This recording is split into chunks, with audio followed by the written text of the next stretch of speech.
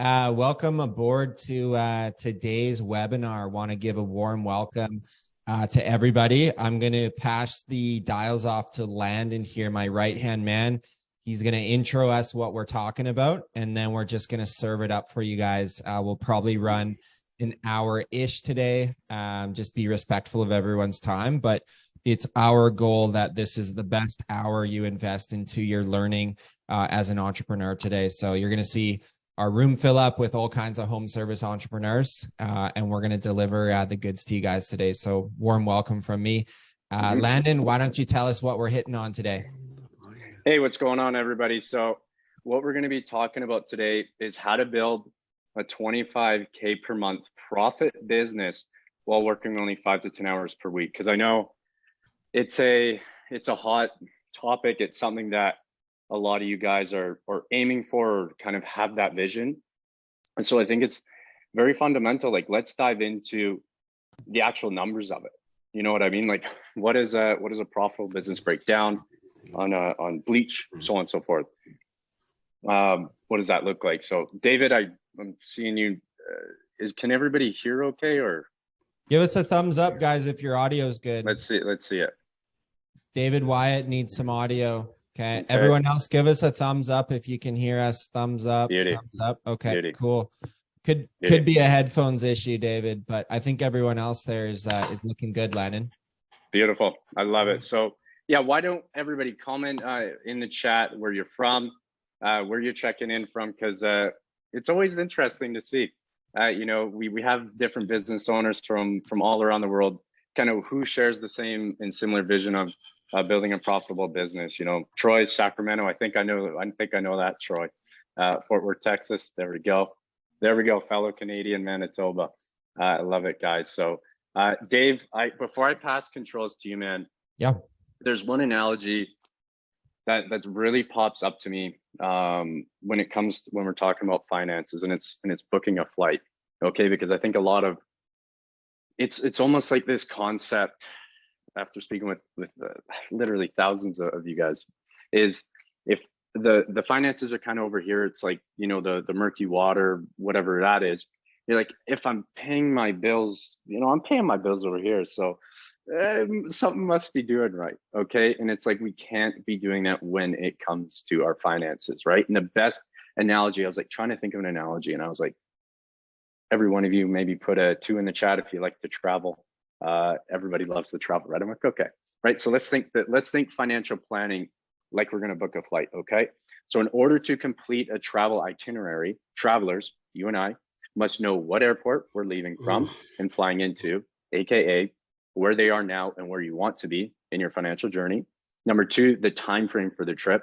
Maybe back in the younger days, you would book a flight and be like, I'm 22, you know, and I'll come back when I come back, type of deal. But not anymore when we have the kids, the wife, all that kind of stuff, right? So that equals, in the financial world, time deadline to reach a financial goal. Okay. And number 3, the dollar cost. So how much is my flight going to cost per se? Okay. Or in the financial planning sense, what amount of money is required to reach my financial goal? Okay. That's a really, really, really big one that, again, I'm not calling anybody out, but this is a common trend that I've personally seen that we want to run into and deep dive in this. So Dave, yep. I have a question to propose with you guys. We will be going over about 3 questions at the end for Q&A. But again, guys, the question of like, how much is it costing you not to sit down and actually deep dive your finances? Even if let's not maybe start the business, let's just start maybe on your personal finances level. It's not as scary as you think it is, but it's absolutely vital. So Dave, I know that we prepared for the fellows. Yeah. Some big things. We have 3 big touch points we want to touch on, but I think it's important that maybe we'll go on the flight thing. We're going on the flight, man. Maybe it's kind of, let's give them like an overview of kind of what the next steps are and what steps they look like on their way up the ladder, so to say. Why don't we touch on there and then kind of segue? Let's do it. We'll dive in, guys. We prepared a slideshow, so we're going to be running through to give you guys some visuals, really spend some time on this. All we ask from you guys today is one ask from me and Landon You put the number 1010 in the chat at any moment that this webinar is a freaking 10 out of 10. And you're like, I got my gold nugget. Thank you guys. We do this for free. We want to bring value to the community. So pop a 10 in, and I'd love to see a whole bunch of 10s come in at some point when the light bulb goes off in your head. So Landon's led the way, guys. Here we go with the screen share. I'm going to blow this up in a nice full screen. Perfect. Give me a thumbs up, guys, if you can see my screen. We still got people flying in. We're going to fill up this party. Awesome. All right.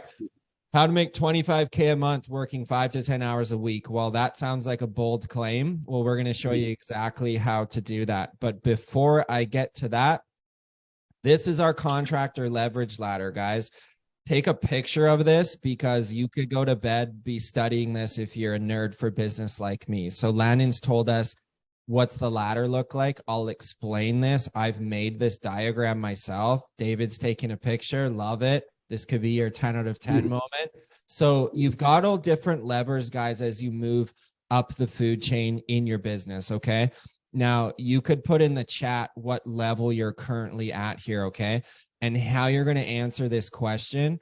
If you look at your time right now, where's 80% of your time and effort going? Some of you may be in this lead tech stage, okay? These are businesses about 100K or so per year. You're doing the fulfillment.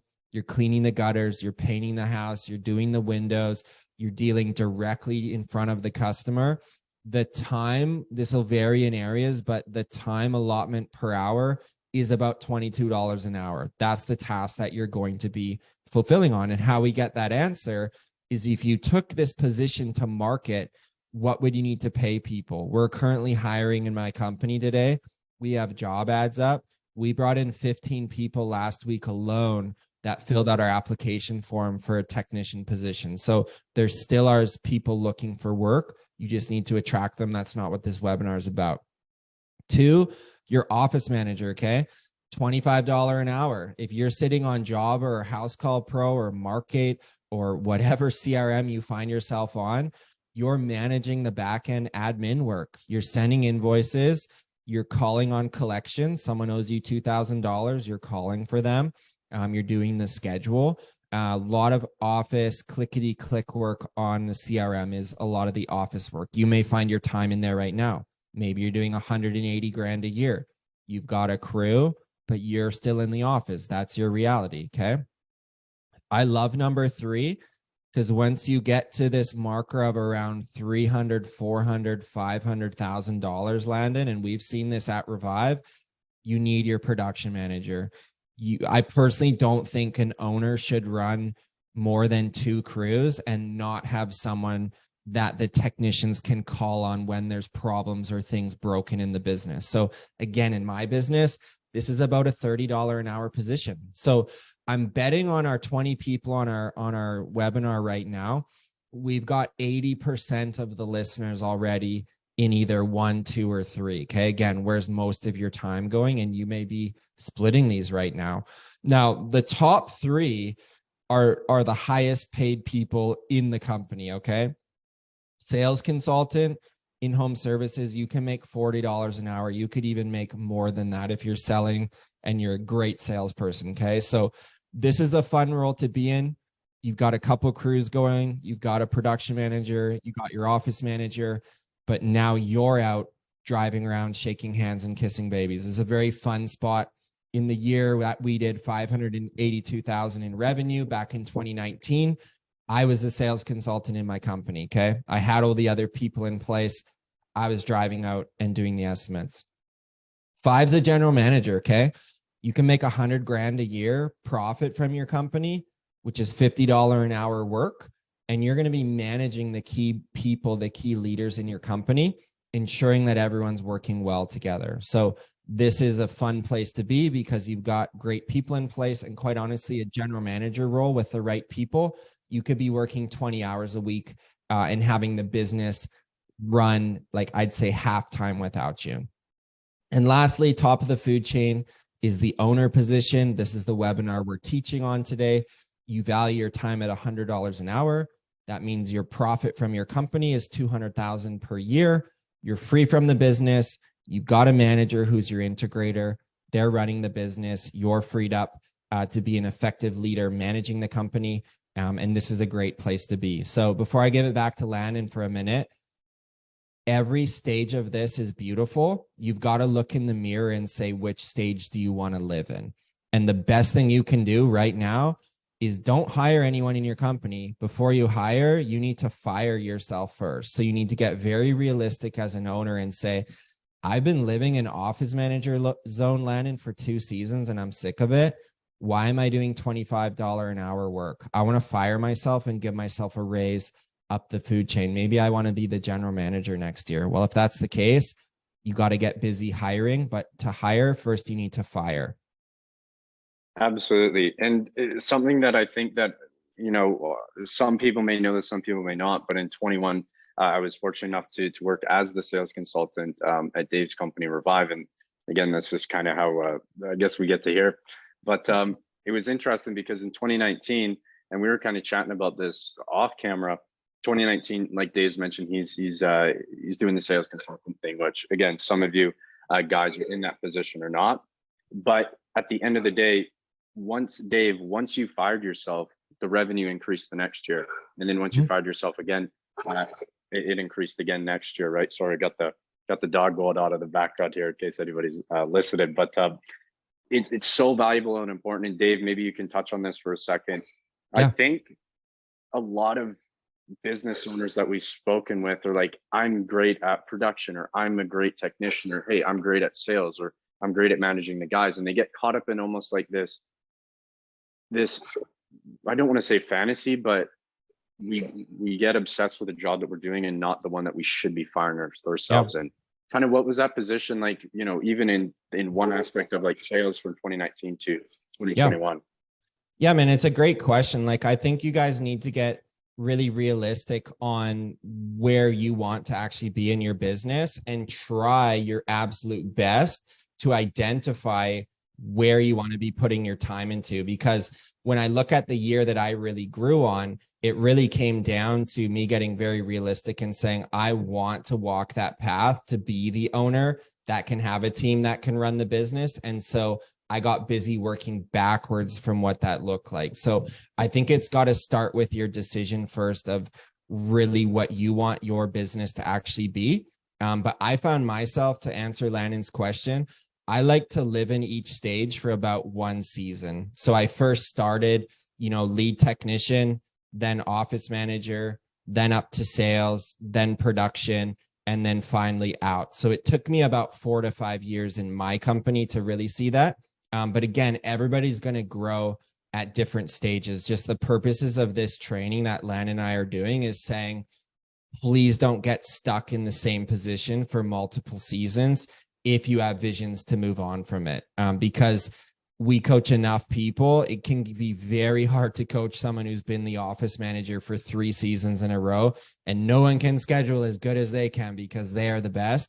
It gets hard to shift the mindset. So that's why I like to say, live in each department for 1 season, learn it. But the sign of a true entrepreneur is how well and how quickly can you take that hat on and put it onto someone else's. And that's how I've really viewed my whole business and my life, is to go who, not how on everything, on every company, and even around my home, is hire people better than me to get my time back. So I think learning that in your rhythm, you're going to be set up for a lot better success for this year.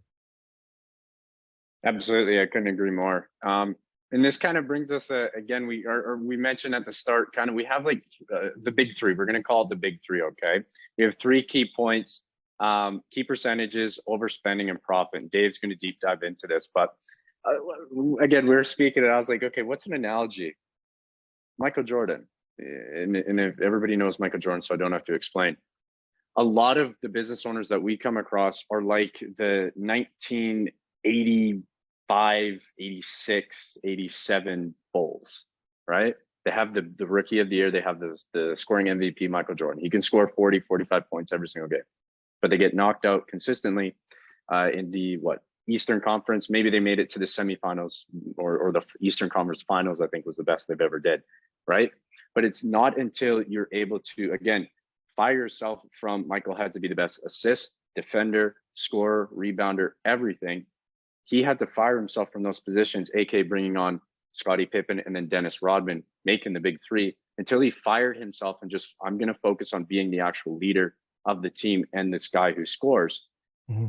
Scottie can do defense and assists, and then Rodman can do rebounds, until you again start to fire key people into place. But then also you've done those roles, so you're understanding those roles, so you know exactly what to look for, so that again, when you move your way up the contractor ladder, you can then train those people. So again, you don't have a sloppy company while you're 5 to 10 hours, you're working 5 to 10 hours a week. People are overspending, or your profit margin dives in. So that's kind of the big three, and an analogy to go against that. But I'll pass it on to you, Dave. I love that photo, big three. Let's hit it. Get off that. Yes, I love the Bulls reference too, guys. I love The Last Dance on Netflix. If no one's seen that, my goodness, learn what it takes to build a winning team. And I also have good news for you guys. Maybe you're listening to this, Landon, Dave. This all sounds great and beautiful, but how to actually pay for it? In about 15-ish minutes, I'm going to walk you through a live example of pricing your services, and I'm going to show you what that looks like of being profitable and staying busy but not profitable. So we'll build a bit of the suspense for that, but we're going to hit the big three, then we're going to hit an example, and then we got something else for you. So we'll just keep cruising here. All right, so let's start with our first one here. Is the key percentages, okay? And I'm going to show you a breakdown in just a couple minutes of what this looks like. Some of you have seen this. I circulated around to some of you in messages what our numbers look like last month at Revive. And so a couple key kind of big macro concepts I want you to understand is that cash is required to grow the business, okay? Anyone who tells you you can just automate this thing and it's so easy is I believe, not being truthful to you. Growing a home service business is difficult, but it is extremely worth it. It is difficult for one big reason. It takes money to grow it. Okay. You may have been like me. You went to Home Depot and dropped a whopping $200 on a pressure washer and was in business. Easy to start a business, not much cash needed, but cash needed to grow it. Okay. And so that's very important. You look at bringing on people and more trucks. Every truck Revive puts on the road costs us about $30,000 now by the time we buy it, wrap it, put our system in it. And I've got buddies who spend a whole lot more than that. And that's just for one truck to get out of the gate. Okay. And that's not even mentioning the economic moment we're living in with inflation and how much stuff is costing. So that's not changing as a fundamental. It takes cash. Okay. We've got that down. So we know that we need to figure out now, where's this going to come from? Okay. Now, as you saw in the contractor ladder, the owner back over here, they're not sitting on a beach doing nothing. Okay. Now, my time in my company is down to 5 to 10 hours a week ish, but mentally, I'm thinking about the business when I'm away. I'm coming up with ideas and I'm really deep diving what our actual finances are. And that's why I wanted to make a training around this to help you guys. And something that's always guided my true north in a service business is the 30-50-20 rule that I made up years ago. Okay. And that's saying very simply, because numbers can get complicated. When you look at your jobs this last week, let's say you did $5,000 in revenue. I don't want you spending a dime more than 30% to pay your technicians to facilitate that 5K of revenue. There's a lot of you in business right now, just did a 5K week. You paid your guys on site $2,500. That is a huge mistake. And that is a great way to not make money. So 30%, that includes bonuses, includes paying worker insurance, includes payroll. Everything is included in that 30% for your technicians. And that's something I've watched like a hawk the last 3 years at my business, because when we're struggling financially, it's a direct correlation to your direct labor being sky high. And sky high, I would say, is high 30s or even in the 40% is not good. Okay. The next one that can run away on you is overhead. And we'll talk about that. But as you grow, paying an office manager, production manager, sales guy, insurance, overhead can add up very quickly. So this is another one. If you're running a 100K business, I'm giving you 30,000 to pay a technician to do all that work. That's not you, by the way. I'm paying 50 grand to get the marketing going, get insurance, gas up the trucks, wrap your truck, everything. And you're left with a magical 20% net profit. And that's what we're going to teach on today. Quite honestly, I think 20% should be the floor of profitability, and you should be able to do even more than that. So that's the first thing I want you to understand on the training today. The numbers don't lie. And as CEO, your biggest responsibility in capitalistic America is figure out how to get your business to make money. And I'm not happy if you did 40K last month and you've got 40K of expenses. Okay. That's not what we're in business for. And there's some of you on this training that may be your reality. That's fine. Accept it for what it is. How do we make June you do 40K, but you're making 8K or 10K or 12K? That's what we're here to figure out. Totally. And I just like really want to touch on this because by you not knowing your numbers as the CEO, it's like the biggest detriment you will possibly ever do. It is worse than not getting jobs. It's worse than not having employees. It is one of the worst things you can possibly ever do is not knowing your numbers. Like take, for instance, picture a company in your mind that you look up to and inspire. It could be in your community, or it could be maybe an Amazon, whatever that company is. Go talk to the owner, and I guarantee the owner is not going to sit there and give you all the little nitty gritty. They're going to give you the big 5 to 10 areas that really drive their business, but they're going to know that to a T because I just looked at it this morning, right? Mm-hmm. It's again, they have a pulse on the business. Okay. So there's no really excuse for us not to know our numbers because it's just a sign of negligence on our end. That's not fair for the guys. That's not fair to our customers that lean on us. So we got to know our numbers. I just, again, wanted to push that home before we get to number 2, which is let's do it. Opposite. Here we go. So let's jump into it, guys. Biggest areas of overspending. Okay. So labor's the biggest thing. So if you follow me on this, let's say you get your business where you're doing $100,000 a month. That might sound crazy to you, but you get on enough trainings like this, you get coaching, you'll find your way there. About 50% of that 100,000 is going to go to payroll. Okay. And this is a key thing I want you to know is in a service business, I like 30% going to technicians. I like 20% going to pay the people that run the business that are not on the job site. Okay. Sales guy, office guy, production guy. In $1 million business, that all needs to happen for 200K. You need to get 1 million and let your techs take 300. So in that way, half of your revenue is going to the people of your business. Okay. And you guys who know me, I'm a big system guy, but I'm even a bigger people guy, and getting the best people on your team is very important. And you may look at your numbers today and say, Dave, Landon, I'm paying of my $100,000 pie, I'm paying out way more than 50%. Then hang on this webinar because we're going to talk about pricing. But that's another key thing where your percentages can look crazy. They can come back to a very good level with the right price for your business. And exactly what Landon said, a lot of you on this webinar, and it sounds crazy, a lot of you need to press stop booking jobs and fix the business model of the business you're in, and then hit go again. And there's been times for me, I got into business, right? I thought $65 an hour was good. We're out the gate. We're ripping first 2 years. It's fine because I'm pricing like an owner operator. What happened when we got up to almost 600K, brought all these people in, we doubled our prices that year. We went from almost doubled, 65 an hour to 125 per hour. Because 4 years ago, light bulb turned on for me.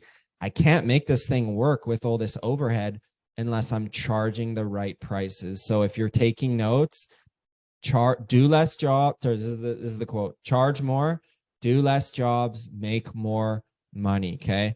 I am all about profit for my home service business. And I want you guys to be the same. So here's some numbers. Take a picture of this slide if you like. Direct labor, 30% for me is a high water mark. I sleep better, closer to 25. Those of you with small jobs, window cleaning, gutter cleaning, you might be 30, you could be 35%. You can cheat it a bit because you don't have a lot of materials. You boys that are soft washing on this, maybe you're spending more for SH. I'd like you closer to 25 because you're going to need those extra 5% to cover your materials as you keep growing. Office manager, I like 5 to 7%.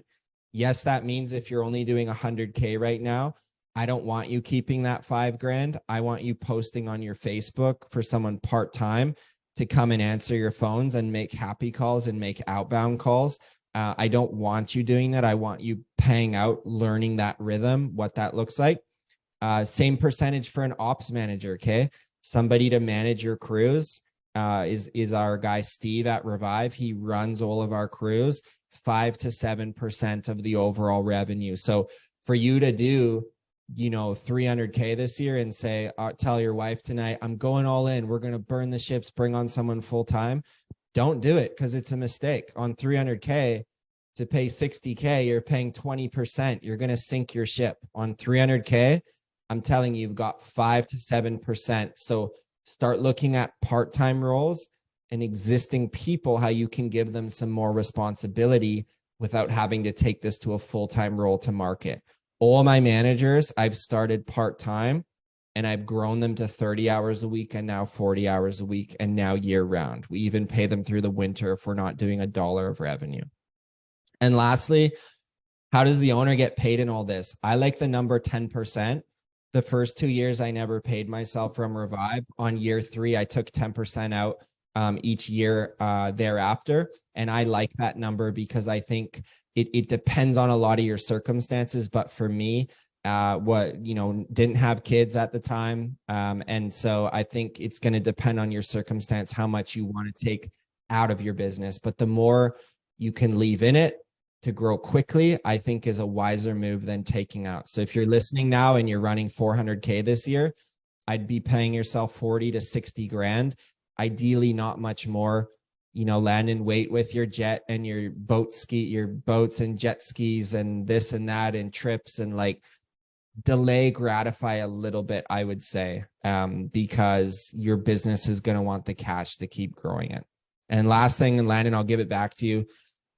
This could be a whole nother talk, but just equipment, I get so passionate about because some of you are approaching this business with the mindset of a technician. You're on this training to learn how does an entrepreneur view their business. And I've never went heavy into purchasing new equipment for my company. I've went heavy into building systems and growing the team and marketing. And the equipment in my company is proficient, but it is not brand new.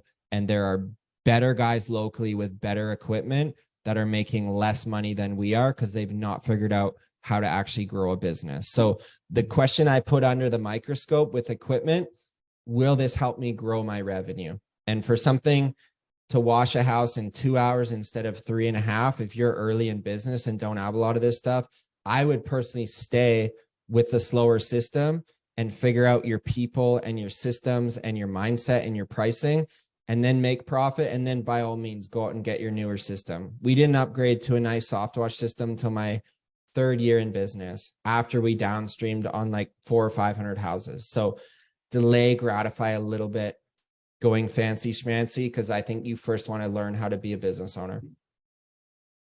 What do you think? Yeah, man. Oh, absolutely, on equipment. I always like to ask this question. Have you ever had, maybe the 0.01% have you ever had a customer come out and just run out to you and just, golly, is that a 10-gallon minute? Is that 8? What is that? That's incredible. Wow. No client cares. They do not care if you got the best water fed pool that can reach 40 feet without a bend in it.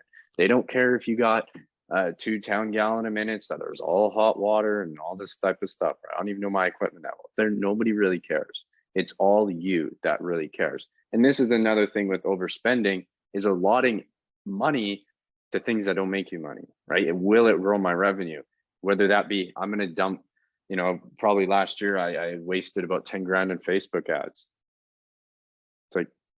It's so overspending on one side, but it's you don't know where you're spending as well too, could be also another issue that has this hole in the bucket. So again, No client really cares. Right.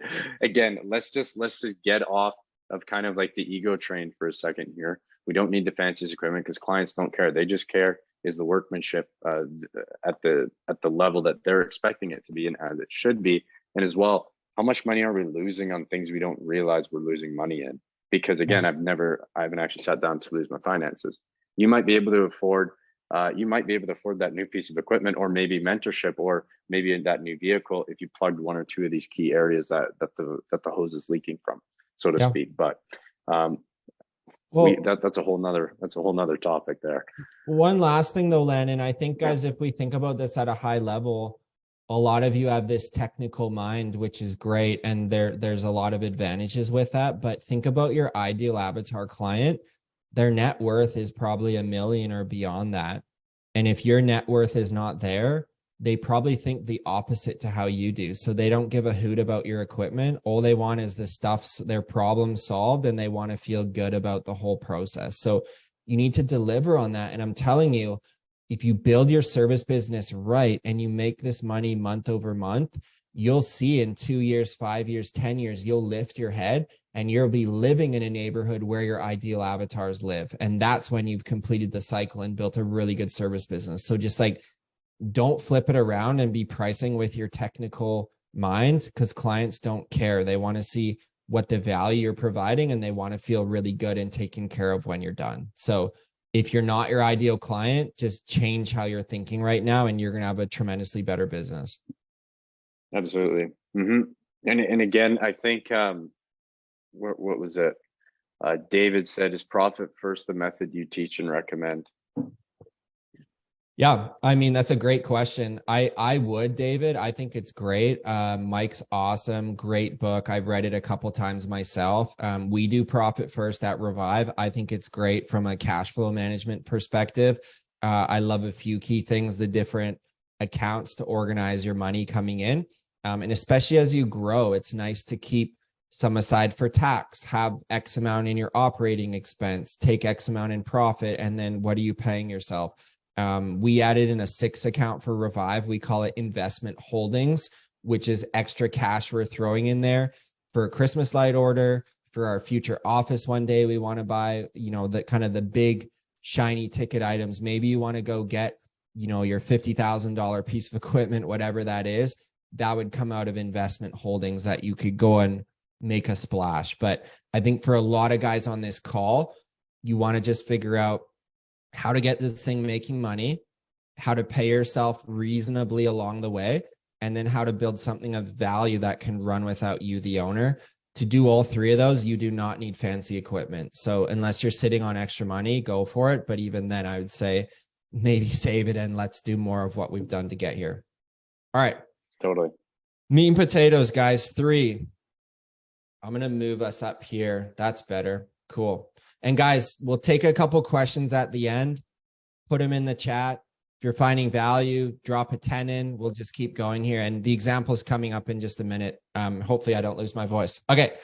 Acceptable profit margin, guys. I have always taught for 4 years now, 20%. I like that. It's not over promising the moon, but I did want to make this training to show you guys, and I'll just move this over, what is possible when you run this business year over year. Okay. We just turned 7 years old, and this is literally our numbers from May. Okay. We made $24,807 on 70,000 produced. And the profit margin is 35.44%, which is almost doubled what I teach. Now I want to show you why that kind of happened, and you can see some trends in this. And again, feel free to take a picture of this if you like. So when you're in business, as long as we are, you can start to get a little bit advantaged, I would say, in the marketing department, because we run a whole marketing strategy around organic marketing and around customer-driven growth. And this is what I'm going to be talking about at the huge convention in Nashville, is running a whole session on this, because I think we've done it well. And I think a lot of people can benefit from learning how to hit 70K months and beyond. Notice there's nothing on here that says paid ads, right? We've not spent a dime yet this year. I'm trying to not do it. We might do it, but right now, no. And we're going all in on our existing clients. We check in with them 4 times a year. When their service is done, we do a happy call. They get 4 emails from us a year, and we call them 1 to 2 times per year. Okay, that's it. Now we're also top ranked on Google. So we've went all in to collect 400 and some odd reviews. We've paid about $8,000 to our technicians to collect those reviews. If my math is right, $20 for every review. And we've got 400 of them. I think that's 8K. And so that's something we did very early on because I wanted to be found on Google, first of all, and then we want to start dominating neighborhoods. So this is dollar by dollar how stuff works out. Okay. And I'll just rip through these for you guys so you got some clarification here. Rent and storage. We rent 3 different storage, just self-storage units. Okay.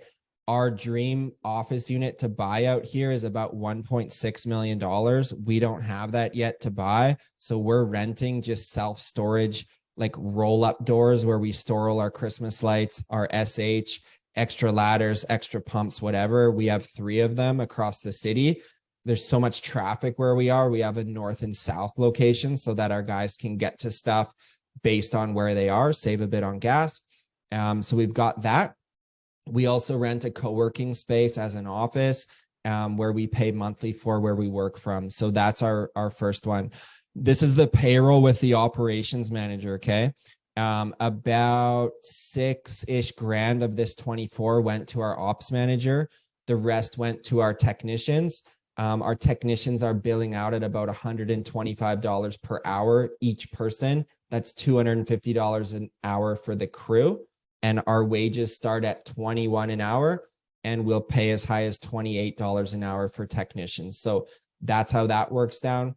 We bring on technicians for about 30 hours a week, and we can flex them as high as 40 hours a week, but we want to make sure they hit 30 hours a week. So we've went a little more 7-hour workday, 5 days a week. Maybe we cut out early on Friday. We don't run the model that our guys work 60-hour weeks and we go. We've made it a bit more lifestyle like and have spread out what's able, like our capacity is a bit better because we've got more people and we're not, going pedal to the metal every week of the year.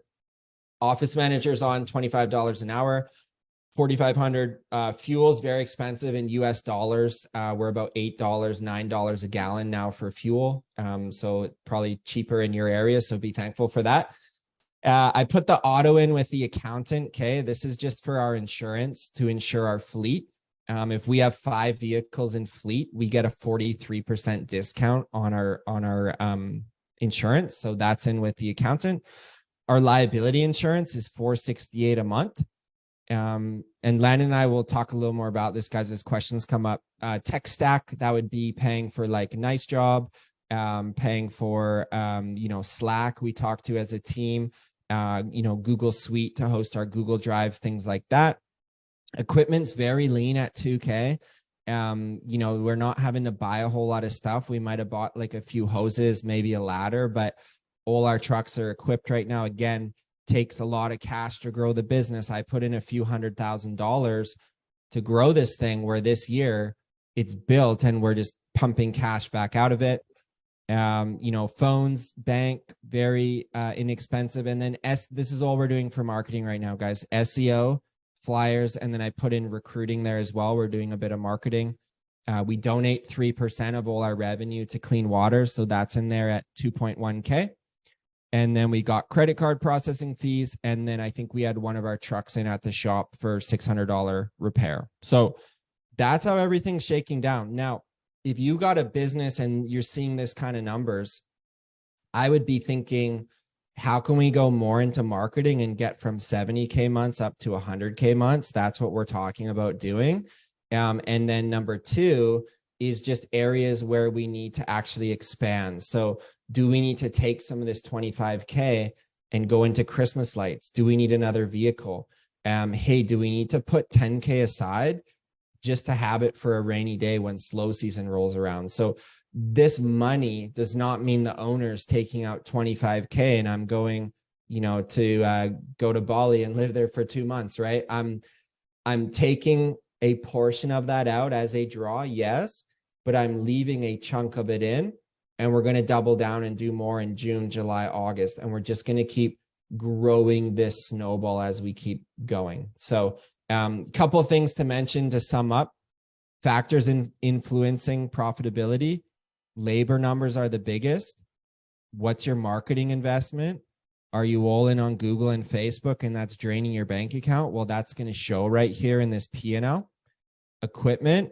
Maybe you did make 25K, but you had to go and buy a new soft wash system was 7,500. Okay, well, that is an investment, right? You kind of need that.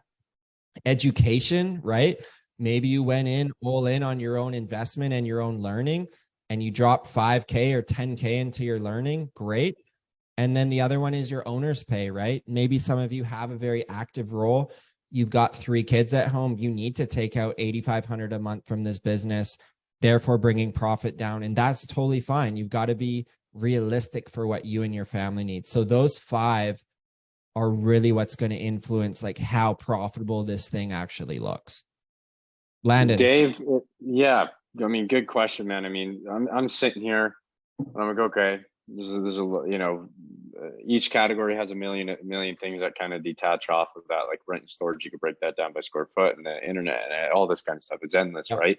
Yep. For guys that are struggling with the finances, what are like your top like 3 things that they need to look at if you had to pick between all the big major categories that we talked about? Yeah. What would be like, you're like, okay, let's focus on these 3 as like a starting point for anybody watching this? 1, a solid team of 2 technicians is the best way to buy your time back. So if you're on the truck right now more than 10 hours a week, huge mistake. I would find a way, like Landon, if I started a junk removal company tomorrow, and sometimes I think about that, I would be on the truck for probably 10 days just to learn how to do it. And then I would be off it, and I would have my who in the truck, $25 an hour driving it. That's just how I view business, because my time per hour is a lot higher than $25 an hour. So me doing that is a waste of my time. And point B of that, same with the office, is what's holding you back, guys, if your revenue is not 70K and you're not making 25K, is because you're trying to do too much in fulfillment in the office. So those would be my kind of point 1, A and B, Landon. Number 2 is marketing. 5 to 7%. I like. Now on this, you add up, well, Dave, you're not doing what you preach. You only did $1,200. That's because we have 7,450 clients in our jobber. We don't need to. We can just email them. We can text them. We can call them. So to get up there, though, we knocked on thousands of doors. We printed thousands of flyers. I got a lot of calls from the city for signs that probably shouldn't have been up that were. My goal is to get our jobber to 18,000 affluent clients locally. That's my goal. So we're not quite halfway there yet, but we want to keep going. And how we get people in every day is dominate the neighborhoods and get ranking on Google. So that'd be another one, is look at spending 5-ish% of your hard-earned money has to go back into marketing. And last one for me, Landon, like the year I grew from 155 to 582, I paid my coach $22,000 to work with me for 15 months. And we 3 to 4x the business in 15 months. So the other one I would say, and Dave, oh, easy for you, you're a coach. Like no one has spent more than me that I know of on my own self and my own learning and education. And even being on a free training like this, you're going to think about your business in a different way. Because I've been at this for 15 years now, done almost 7 million in home services. I've hired over 150 people. I've learned so much that I'm able to talk about this stuff effortlessly because I've lived it. But if I look back, Landon, like I'm well over 6 figures now investing back into myself. And all these books behind me, if you don't have a big budget, you should be reading books every day. So those would be, I'll sum it up. Get out of the field, get out of the office, 1 and 2. Easier said than done, but start making steps to make that happen. 2, 5 to 7% in marketing. Dominate on Google, dominate in neighborhoods, take your brand seriously. And then 3, invest in yourself for whatever level that may look. That could be $10,000 of coaching. That could be a $20 book. Doesn't matter which one, just make sure you're doing something. Yeah, totally. And I think to sum this up again, like we really deep dive in again. Hopefully you're getting value with this. We'll wait on the questions that are popping up in the chat to the end, but I really want to summarize the point 1, 2, and 3, okay? Because I always love to use this analogy. This is just again how my brain works. Is like you have your 3 big buckets, okay? So I want to like you picture a bucket that you're going to put water in, right? Those are like the big driving forces. So you have like 3 different buckets, and those are what Dave kind of mentioned. You know, you have your staff, you have your education, and you have your marketing, right? But again, the business as a whole is an even bigger bucket. And a lot of you guys, when you don't have the finances figured out, it's like you have little leaks in your bucket, but it's like you're filling up your bucket, and you're walking over and you're gonna garden or water your garden. As inefficient as it is, let's be honest, guys. Okay. And then by the time you get to it, you're like, oh, I don't have any water. So what do? You go back and you just are repeating the same things again and again, expecting a different result. Instead of, let's take a step back, let's figure out where the holes are in my bucket and actually starting to tape these things over it with it. That is, again, knowing your key percentages in your business. That's knowing where I'm overspending. That's knowing my profit margin, okay? And right here as well too, we got again, a very good graphic here to kind of really summarize this home in a really technical kind of sense, right? We have your big 4, I guess, areas that we've touched on. Do we want to transition yet, Dave? Yeah. We want to transition. We're gonna do okay. All right, fine. All right. I'm eager. I want to get in the numbers, guys. Okay. I'm going to show you pricing. And yeah, just to recap on what Landon said, guys, any given moment of the day, you're in one of 4 departments of your business. To answer your question, Landon, I think, you know, there's been a lot that gets spent in overhead, and there's been a lack of investment in marketing. And this is the one that we really want to cue on. And if I look back how Revive got started, was we were really a marketing company that started with a focus in exterior cleaning. If you really, that's the best way I would sum it up. And I think some of us are going a little bit too heavy in other areas and not necessarily looking at what's the main thing that's going to move the needle on the business. So let's show you here, guys. This is the biggest. We've got 2 problems. I'll do the first problem. Landon will do the second. Then we'll be good. And I'm going to do mine with an example. Okay. So pricing is huge, guys. I just saw a member here in our chat. How can we make it work with these percentages? I'm struggling. That's a very insightful question to be asking, because if your percentages are warped, there's a good chance that your pricing is not where it needs to be. Okay. Now, in the cleaning industry, we're in an industry where we can be making $100, $150 an hour, potentially even more. If you're in an HVAC company or a plumbing company, these guys are $300, $400, $500, sometimes $600 an hour. So I personally think we have a lot of cleaners on the call, painters. Our industry is lagging, but we need to catch up to those other industries. Now, yes, they have 4 years of school and trade school and more equipment, etc. But that's where our industry is going. And it's my job, I feel, to help normalize premium pricing in our industry, because you guys have invested heavily in yourselves, your knowledge, your learning, your growth. It's time to start getting paid for that. So I'm going to show you in just 1 minute. I can bet whoever's on today's training, there's a great chance you're undercharging what you should be charging for your services. And that's something we get a lot of flack on, Landon, in our coaching program. I don't see how it's possible. We had a guy in school today post, I collected my first deposit, mind blown, right? Simple shift, but destroyed a mindset. Same thing with your pricing. If you think you can charge $350 for gutter cleaning for a 2-story house, I'm here to tell you, why don't you go and price that at $450 or $500 and watch what happens when you add more value.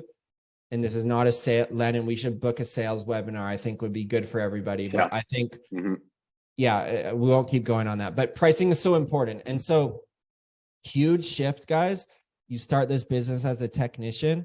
How does a self-employed person price their jobs versus how does an entrepreneur price their job? And Dave, I like simple math. I'm a simple guy too. Look what you're paying your tech today include all your burdens, payroll tax, how much goes to the safety board. You pay for stat pay, vacation pay. My goodness, in BC, we have to pay for sick pay as well. Take all that, bottle it up. What amount is that per hour? Us, we're $32 an hour. Times that by 4, comes out to 125-ish per hour. That's what we charge. That makes sure my technician's labor stays at 25% of the overall business. If I flex that up to 40, well, we're not really making money anymore. So you got to make sure you know these percentages. And I'm going to show you a live example right now what that looks like. So let me just get to my screen and I will go ahead. This is the good stuff. This is it right here, guys. This is the good stuff. Because we get a lot of questions with this, and it's something that we see, like, even if you're asking for a deposit, or it's like, oh, asking for the sale at the door, like, there's no way nobody's going to pay for my services. It's like, it's a common thing, and it's such it's a mental block and a limiting belief in your mind. The simple follow-up would be is like, okay, it could work. No, maybe your area is super unique and you're right, but why don't we go try it with the next 5 people and see what happens? And every single time our guys are like, I can't believe it. I just got 50% deposit on a $2,000 job. Yeah. What's going on here? Landon, no one's going to pay for work for washing before, we do the work. Well, let me tell you, we do 1,000 jobs per year. Probably 850 of those are resi.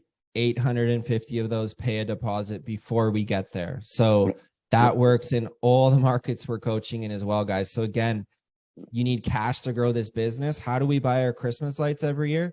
We sell Christmas light services for the lights we do not have yet. We take 50%, we go pay the supplier, we get our Christmas lights. It's funded with your client's money. So let's get into an example, guys. Super simple example. I'm going to show you a tale of 2 cities here, okay?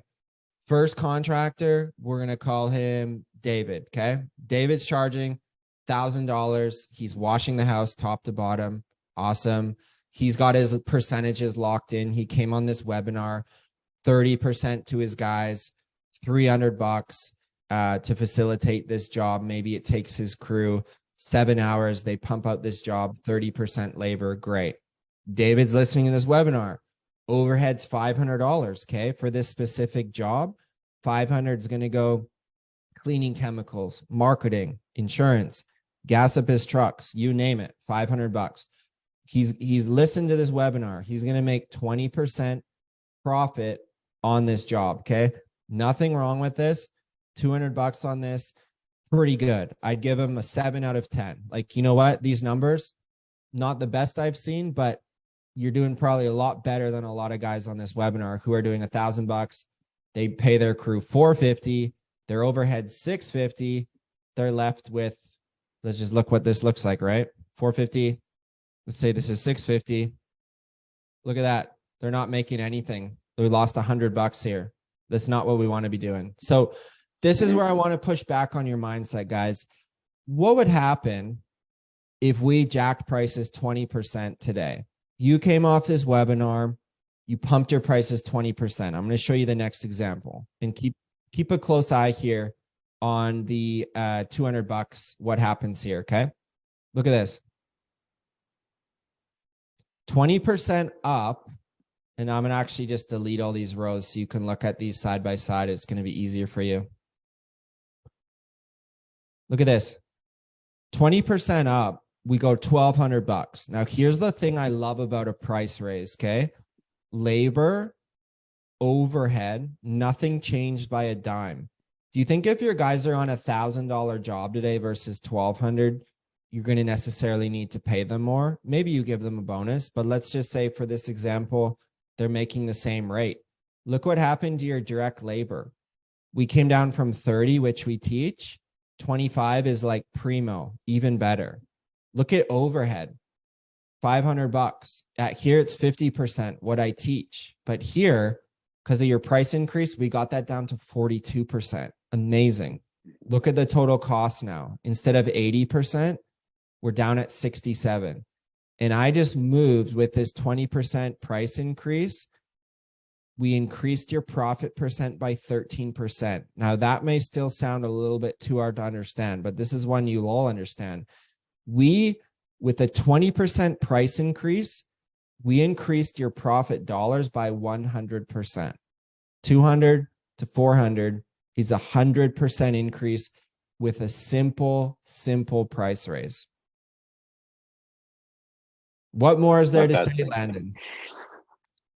Not too much. I mean, and again, I can maybe I'm hearing this, maybe I'm seeing this, maybe this is how I grew up. David, that's greedy. That's greedy. Why are you charging so much money? Let me rip on that. Yeah. The fact you're giving your customers a steal of a deal and doing jobs for cheaper than you should, you're doing a disservice to yourself, your family, and those that you employ. Stop trying to be Robin Hood and save your clients. Your clients are the ones with the money. The more you charge, the better service you can provide them. What do you think I'm going to do with 25 grand from my company this month? I'm going to dump it back into the business. The thing I didn't mention on that, I gave both my two managers a $1,000 bonus. Here you go. Here you go. Great job. I'm playing the long game here. I want them stoked on their jobs. I couldn't have done that, Landon, if we made 2K of net profit and we're barely getting by. When there's extra money, everybody feasts and everybody wins. So I'd look at your company today, stop being the cheapest guy in town and start being the highest value provider in town.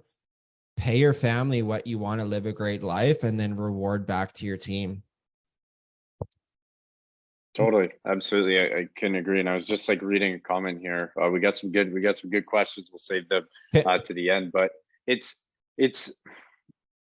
guys, like, let's say, for example, like you raise your prices, it all comes down to the betterment of the client. You're like, oh, the client's paying more. But guys, why is there 5-star restaurants? Why is there Michelin star restaurants? Why is there steakhouses that charge $60 a steak? Why is a tomahawk steak $200 versus a sirloin?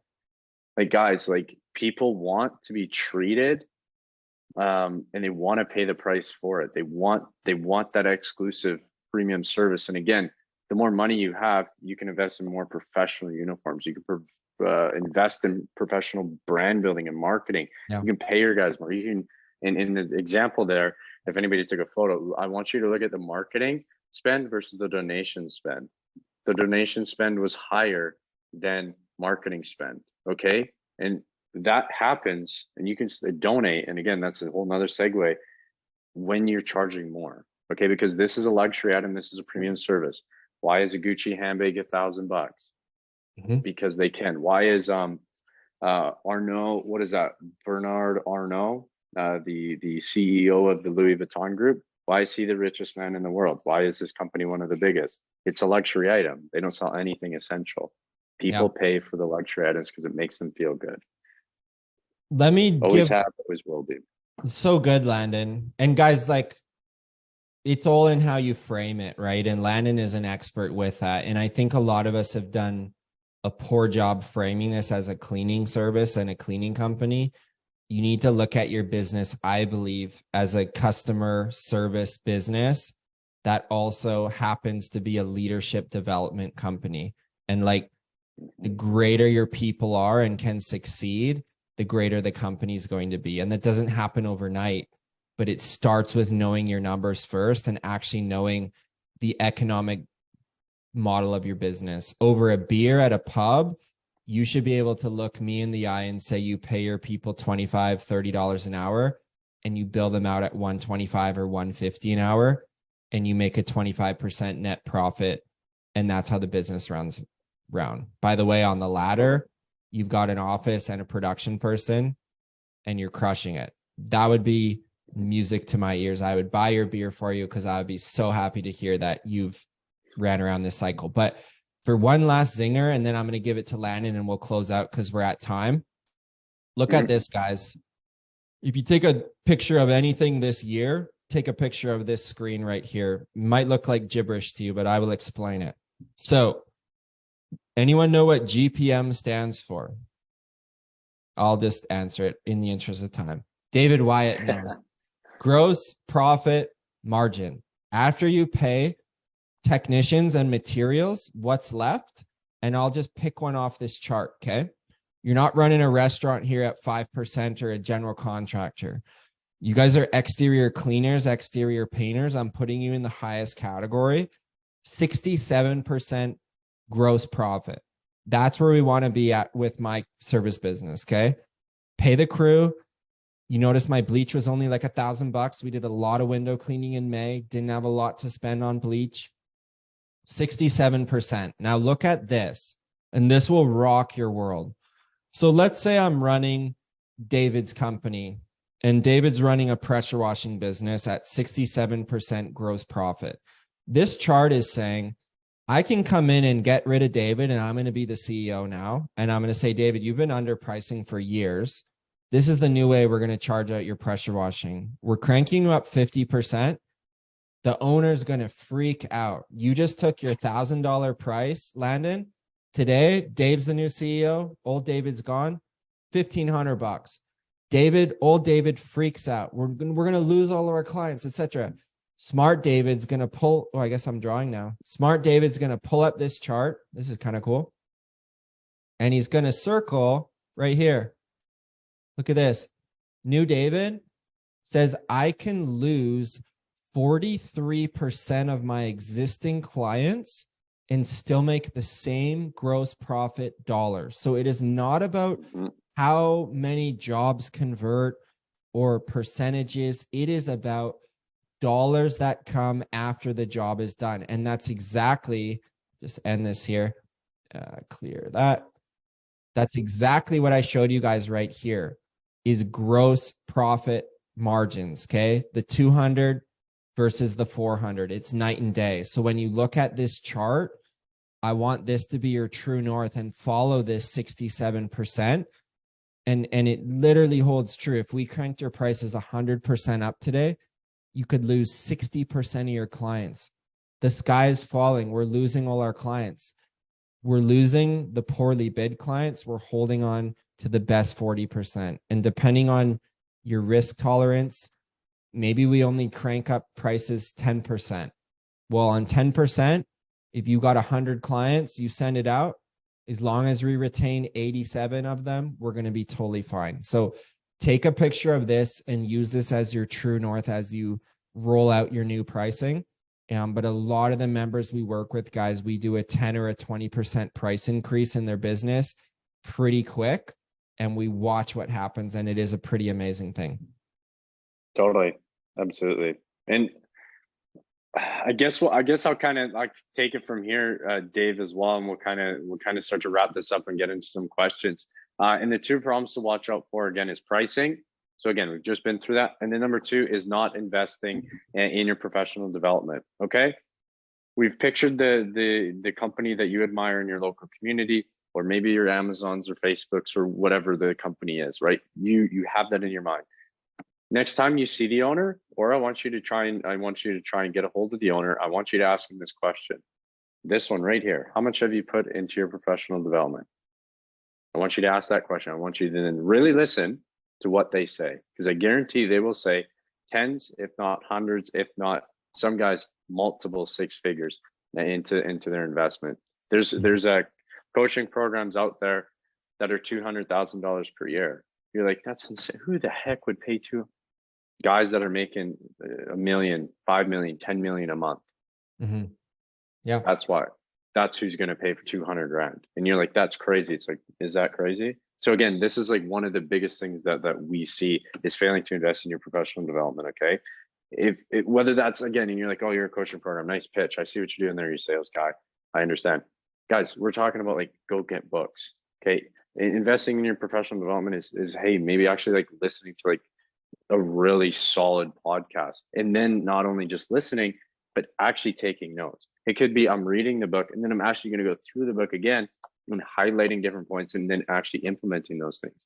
Okay. Whatever that may look like for your life is you have to invest, because if you're not going to invest money, you're sure as crap going to invest time in trying to figure out the things that the money could have bought you, if that makes sense. Okay.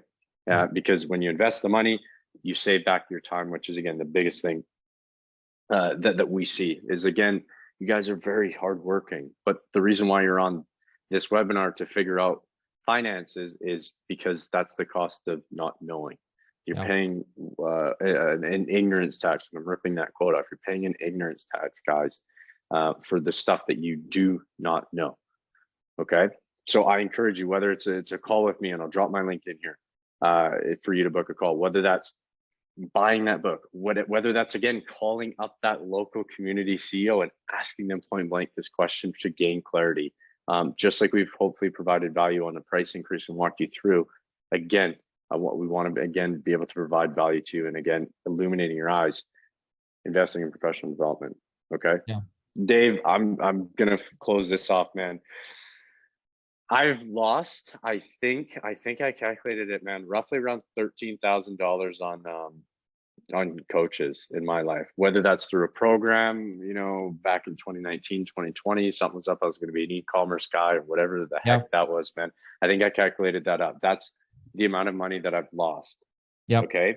But through that money that I spent and then it didn't work out for whatever reason, my own or their own, accordance, the amount of time and the actual shift in direction, cannot tell you, has been absolutely invaluable, because it lands me where I am today, speaking with you guys, hopefully providing some sort of value to you. Okay. Yeah. So even let's say the worst case scenario, you lose your money, it might shift you in a different direction, shift your perspective, and gain back your time, or put you on another trajectory in your business. Okay. So I encourage you. I'll drop my link in here as well. But I guess we'll move on to questions quickly, because we saw some bangers in there as well. So guys, we'll take probably a couple of questions as we are running over time. Classic, we tend to do that, but take it away, guys. Yeah, let's hit some questions. I'm just going through the chat here, guys. Let's pull up, let's see here.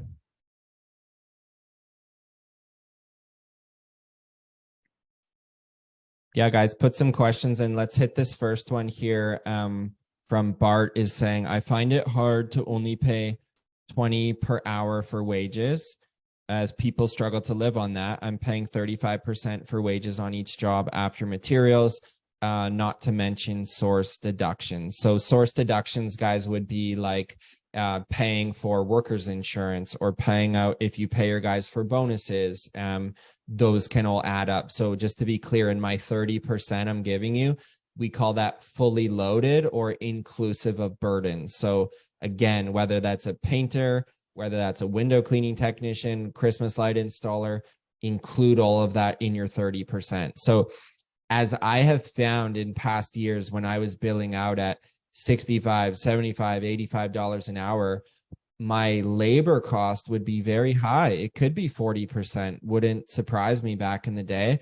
We've had to raise prices and work really hard to improve our brand and market messaging, so that we're able to bring those percentages down. You guys saw in my example, as price went up, percentages came down, like expense percentages, and that's a good thing. So rather than, like, you got to look at your business right now, guys. Look in your business bank account, look at your calendar, and look at your happiness level.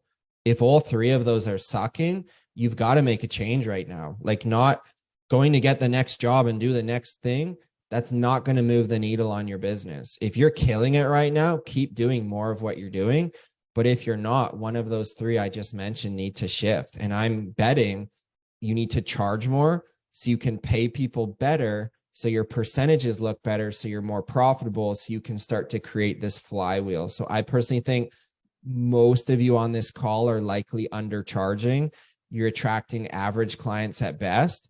My whole goal is to have 1,000 affluent clients pay me $1,000 a year, so my company makes $1 million and I make $250K from it, having it run without me. It's the best way financially to sum it up. So if someone's not fitting in my 1,000-person lifeboat, then they've got to go. We've got to make a change. So as you improve your brand and your business, you'll attract better clients and the whole thing will grow. And this could take a couple seasons to click into place.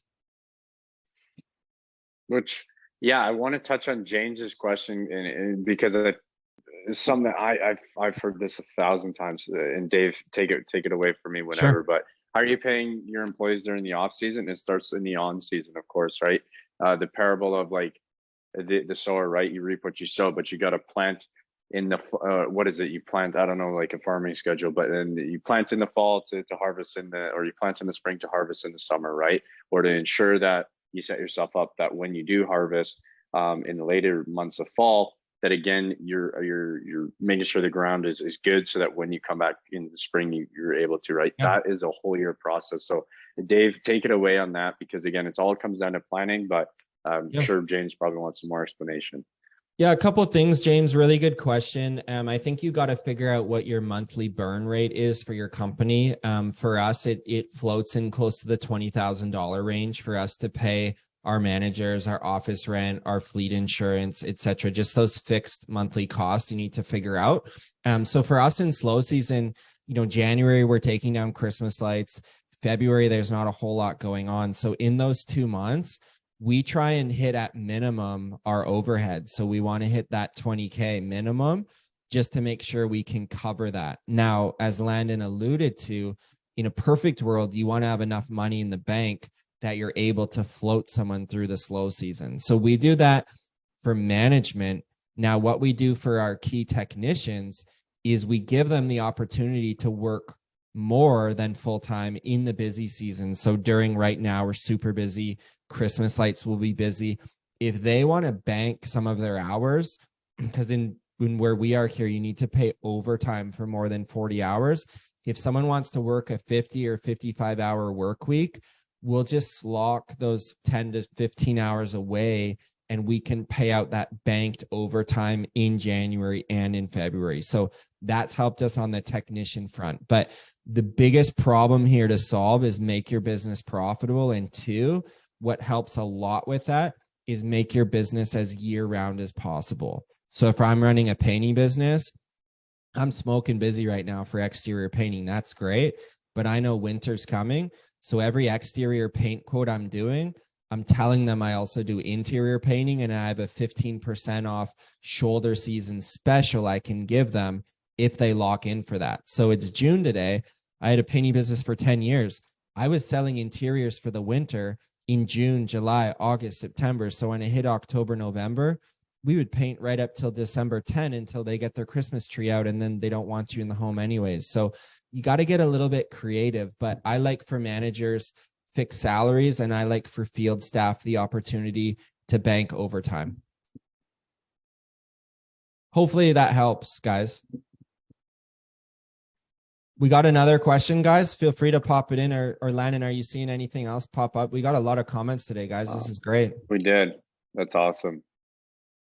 Long-term employees, Jared, I'd recommend, we did film a webinar on hiring and employees and everything, especially during the slower season. I'd highly recommend to check that out. I think, when did we do that? Was that January or March? I think that was in March we did it. Yeah. A couple months ago. Okay. Yeah, a couple months ago. So Jared, I'd recommend checking that out. And guys, again, unshamelessly plugging, there's the link there in case you do want to hop on and see if we can even help you out, because you're like, finances is stressing me out, but let alone everything else that goes on in running a business day to day. Yeah, again, as James literally is saying that as I'm mentioning this comment, even if you're 2 to 3 years old in business, you're still going to have like big, massive struggles. The finances for James' situation, sales, or maybe Jared, like it's hiring those key people. Let's see if we can help each other out. But guys, I guess we've never done this before. This just came to mind. What is the webinar you guys want to see next from us? Is it like James? Is it sales? Is it, let's retouch on marketing? The marketplace has shifted. I'd love to touch on like how to get lead flow. Love to touch on like, let's talk slow season, because that scares me. Put it in the chat. What do we want to do? Put it in the chat, and then we'll take a tally here.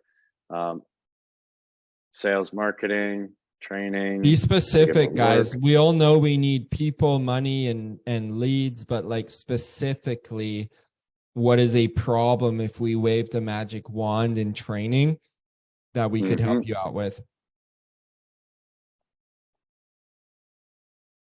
And we got a 10 from Bart, so that's good. Thank you, Bart. Any other 10s, guys, drop them in. I really hope this was, like I said, it was my goal. This is the best hour you've invested today. And I hope you go home tonight and talk to your spouse about what your business could be, or maybe just change the thinking in your business that may directly correlate to different actions in your company. Totally. So season as well.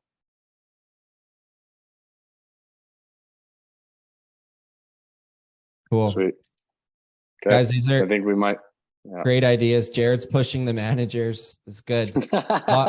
Lots of good takeaways here, guys. So yeah, guys, just want to thank you all for your time. I hope this was super valuable. And again, if you want to learn what we do, we've helped over 100 washing and painting business owners build structures and systems in their business so they can be free from their business. And we do these trainings for free because we want to just bring value to the marketplace of what's really possible with your business.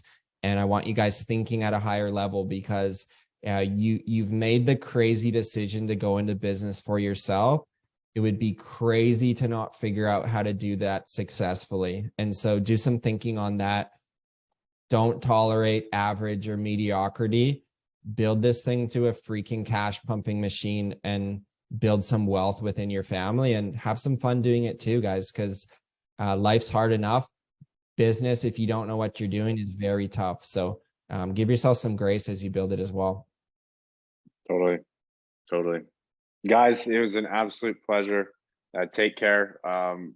From everybody here, it was a joy to put this on. Sorry for running late. We had to do that, but any questions, feel free. I guess Dave, reach out, Facebook, Instagram. Yep. You can find us all there. But yeah, everybody super good. Seeing some familiar faces, seeing some new ones. So it was a great time. Awesome, guys. Enjoy the rest of your day. Hope this was valuable. Keep kicking butt. See you guys. Take care, everybody.